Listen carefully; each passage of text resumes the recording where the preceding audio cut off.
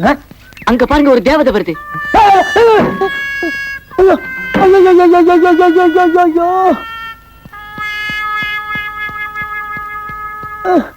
எங்கன்னு பாக்குறீங்க?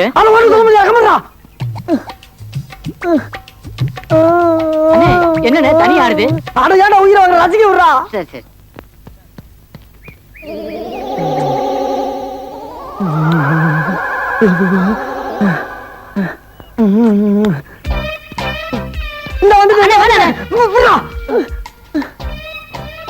இதுக்கு மேல தாங்க முடியாதா?